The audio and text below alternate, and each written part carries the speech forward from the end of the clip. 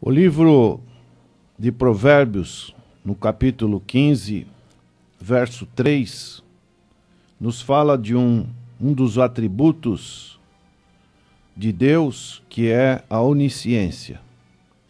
Deus vê e conhece. Diz o texto: os olhos do Senhor estão em todo lugar, contemplando os maus e os bons. Esse atributo é conhecido como onisciência.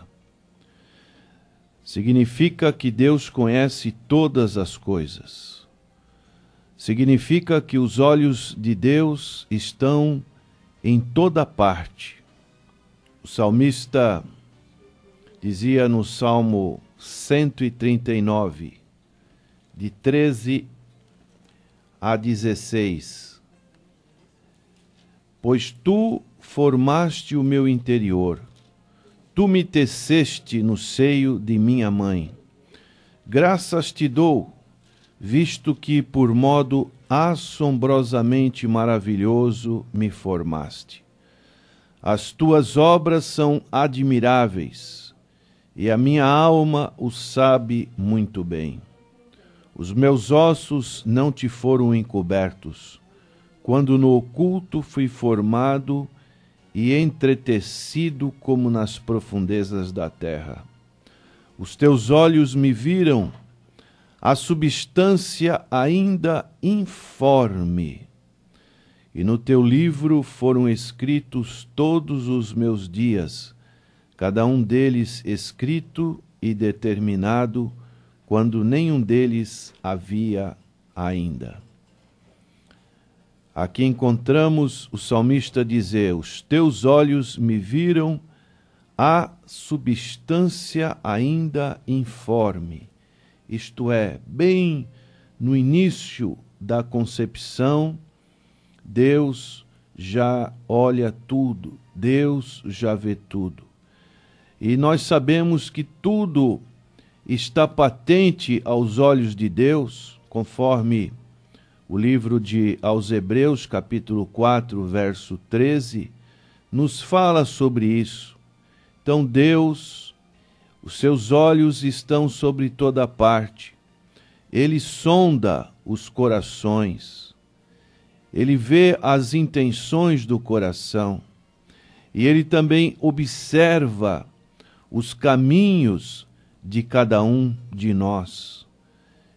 Dessa maneira, Deus sabe de todas as coisas. Deus não vê como o homem vê.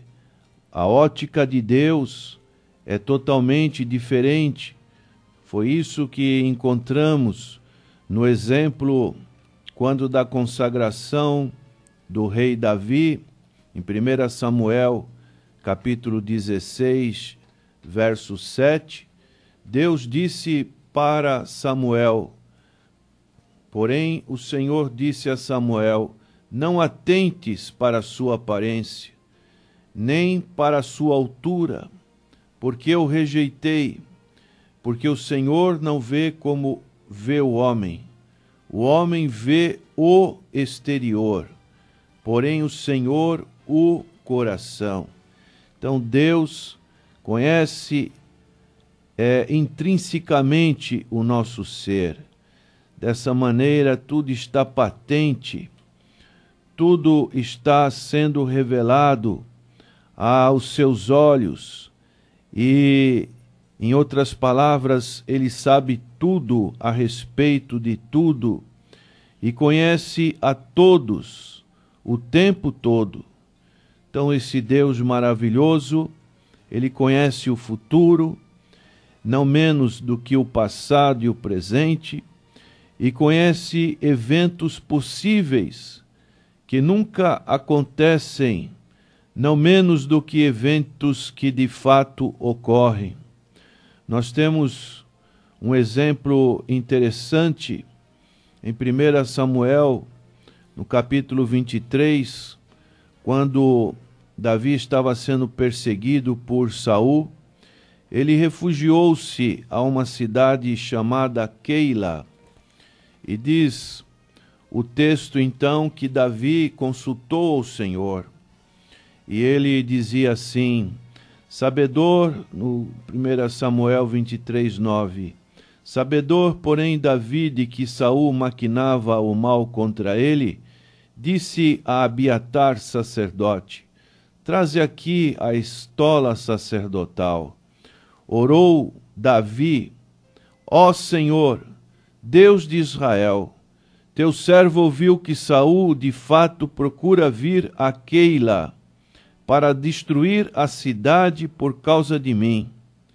Entregar-me-ão os homens de Keila nas mãos dele? Descerá Saul como o teu servo ouviu? Então eram perguntas que Davi tinha no coração, um momento de pavor, de preocupação. Então ele dizia, ah, Senhor Deus de Israel, faze-o saber ao teu servo. E é interessante que a palavra de Deus nos diz, e disse o Senhor, bem claro, descerá. E novamente perguntou Davi, entregar-me-ão os homens de Keila a mim e aos meus servos na mão de Saul? Respondeu o Senhor, entregarão. Então, que coisa maravilhosa, esse conhecimento de Deus, sabendo de todas as coisas que podem acontecer conosco. Deus não precisa buscar informações a respeito das coisas, mas Deus tem o seu conhecimento, e esse conhecimento é imediato e diretamente está diante dele. Os escritores bíblicos afirmam, e de modo espantados com a capacidade da mente de Deus a respeito de tudo o que pode ocorrer. O salmista Davi, fazendo citação novamente do Salmo 139, ele dizia, Senhor, tu me sondas e me conheces, sabe quando me assento e quando me levanto. De longe penetras os meus pensamentos, esquadrinhas o meu andar e o meu deitar, e conhece todos os meus caminhos. Ainda a palavra me não chegou à língua, e tu, Senhor, já a conhece toda. Tu me cerca por detrás e por diante, e sobre mim pões a mão. Tal conhecimento, dizia o salmista, é maravilhoso demais para mim. É sobremodo elevado, não o posso atingir. Então essa consciência dessa onisciência de Deus vê tudo, conhece tudo, é muito importante, que parece que as pessoas fazem coisas e parece que Deus está ausente daquilo que elas planejam, daquilo que elas podem fazer. Então o livro de Isaías tem palavras maravilhosas sobre essa expressão que no capítulo 40 de Isaías, que depois o apóstolo Paulo vai fazer referências também em Romanos capítulo 11, verso 33 a 36. Mas em Isaías 40, verso 13, o profeta diz, quem guiou o Espírito do Senhor? Ou como seu conselheiro o ensinou? Com que tomou ele conselho para que lhe desse compreensão? Quem o instruiu na vereda do juízo? Ele ensinou sabedoria e lhe mostrou o caminho do entendimento. Então eram perguntas, inquisições que o profeta fazia a respeito deste conhecimento de Deus. E daí ele fala no verso 28, não sabes, não ouviste que o eterno Deus, o Senhor, o Criador dos fins da terra, nem se cansa, nem se fatiga, não se pode esquadrinhar o seu entendimento. Então, o conhecimento de Deus está ligado à sua soberania.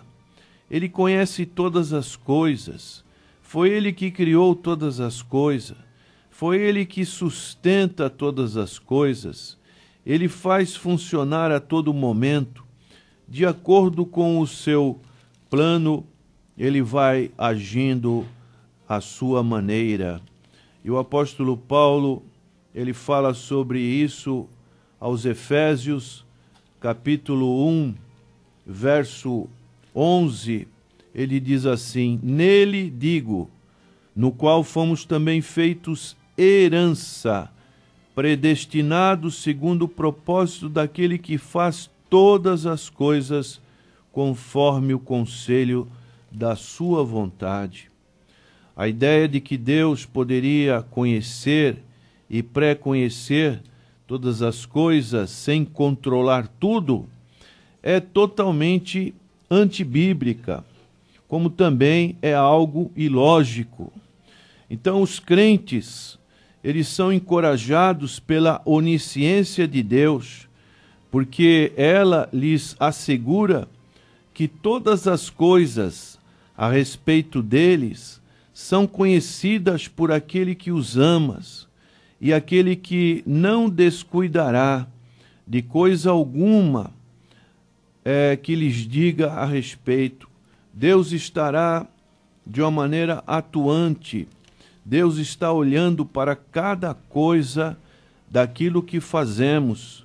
Voltando para Isaías 40, o profeta diz, a partir do verso 27, porque, pois, dizes, ó Jacó, e falas, ó Israel, o meu caminho está encoberto ao Senhor, e o meu direito passa desapercebido ao Senhor?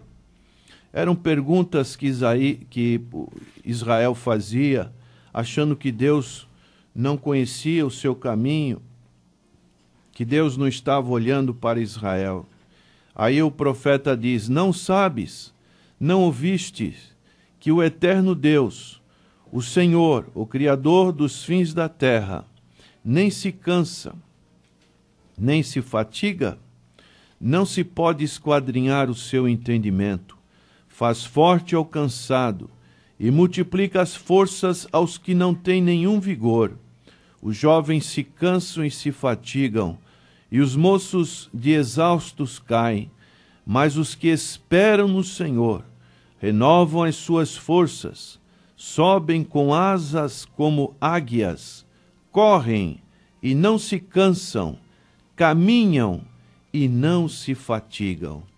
Dessa maneira, essa presença de Deus, esse cuidado de Deus, ele é muito importante para as nossas vidas, para que tenhamos no nosso dia a dia, como o Senhor ele explicou na oração sacerdotal, em Mateus capítulo 6, verso 8, ele diz assim, não vos assemelheis, pois, a eles, porque Deus, o vosso Pai, sabe o que tendes necessidade, antes que tudo lhe peçais. Então, Deus sabe aquilo que é importante.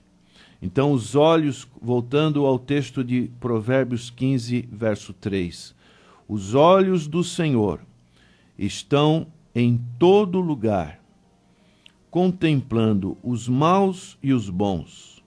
Dessa maneira, Deus conhece tudo, e para os que são descrentes desta palavra, a verdade do conhecimento universal de Deus deve trazer terror, porque se constitui uma advertência de que ninguém pode esconder-se ou esconder de Deus os seus pecados.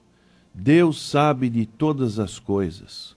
Quando Jonas quis fugir da presença de Deus, Deus avistou Jonas lá no fundo do mar, lá no fundo, no porão do navio. Deus viu Jonas E Deus então agiu na vida de Jonas. Dessa maneira, os olhos do Senhor estão em todo lugar. Deus está nos contemplando. E é muito bom estar nas mãos de Deus, saber que estamos com Deus, saber que estamos em aliança com Deus. Assim também você, prezado ouvinte, que ainda não aceitou o Senhor Jesus Cristo, abra o seu coração para o Senhor Jesus, porque Ele vê a tua vida, sabe como que você está, e somente o Senhor Jesus pode perdoar os seus pecados. Vamos orar. Senhor, agradecemos por esse atributo tão especial, que o Senhor olha todas as coisas, conhece todas as coisas, o Senhor é eterno. Ó Deus, abençoa os nossos ouvintes que realmente tenham essa consciência, este ensino, esse fundamento que encontramos na Tua Palavra a respeito do nosso Deus Criador. Que possamos viver de uma maneira que agrade ao Senhor, fazendo a Sua vontade. Oramos agradecidos em nome de Jesus. Amém. De Jesus.